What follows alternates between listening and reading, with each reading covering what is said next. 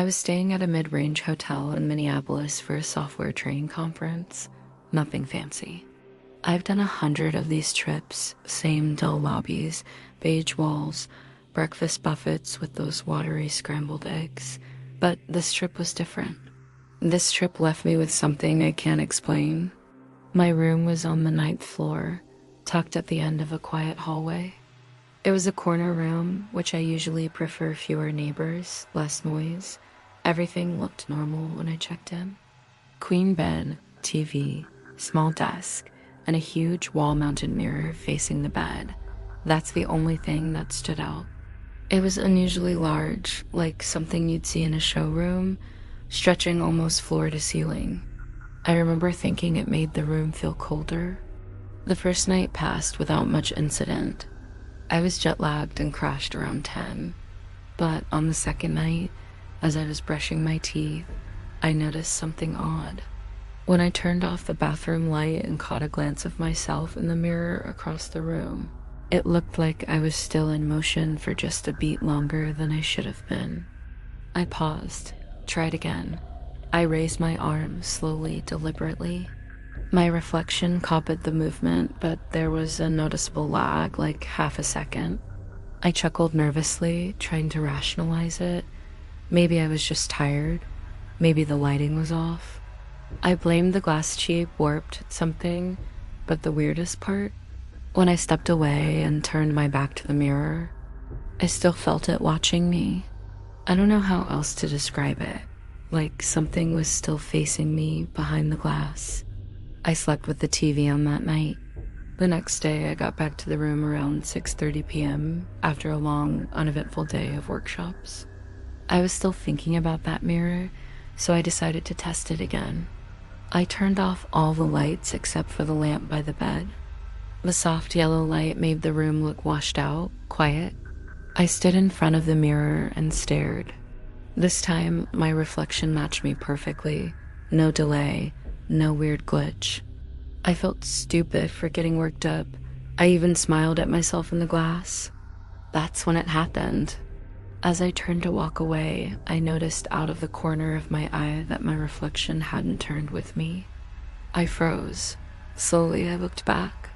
My reflection was still facing the mirror, staring at me. My body turned, but in the glass. I was standing still, and then it smiled. I didn't. I wasn't even breathing, but my reflection was grinning. Not big, not cartoonish, just slightly off. A stretched corner of the mouth. Eyes wide, watching. I backed away, heart hammering in my chest. I grabbed my bag and headed straight for the door, but when I twisted the handle, it wouldn't budge. Deadbolt wasn't engaged. It was like it was stuck. I turned back to the mirror. The reflection had moved. Now it was mimicking me again, but the grin remained. I slept with the bathroom light on, door half shut, blanket pulled over my face like a child. Every creak in the building sounded like a breath behind me. The next morning, I told the front desk the mirror in my room was malfunctioning, whatever that meant. The guy looked confused, but said he'd make a note and offered to move me. But it was the last night of the conference, and I didn't want to seem unprofessional or paranoid. I said no thanks. Big mistake. That final night, I avoided the mirror altogether. I turned it to face the wall. It was heavy, but I managed. I even shoved a chair against it, like that would help. At around 3:15 MA, woke up to a soft scrape like furniture being dragged across carpet. I sat up, heart already racing. The chair I had wedged against the mirror was halfway across the room, and the mirror was facing me again.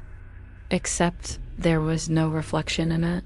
The bed was empty, but I was right there, sitting up, breathing, and then slowly a shape stepped into view on the other side of the glass. Like it had been standing just outside the frame, waiting. It was me. Same clothes, same face, but it didn't move. I stood, the reflection stayed still. I raised my hand. It didn't. I whispered, "What do you want?" It blinked and smiled again. I grabbed my phone, bolted for the door, and this time it opened. I left everything, clothes, laptop. I didn't care. I slept in the airport. I never told anyone at work. I never reported it to the hotel. I figured no one would believe me, or worse, they would. Sometimes I still see that same mirror in other hotels. Not exactly, but close. I avoid them now, cover them, turn them away, because deep down, I know that thing is still out there, and it's waiting to be seen again.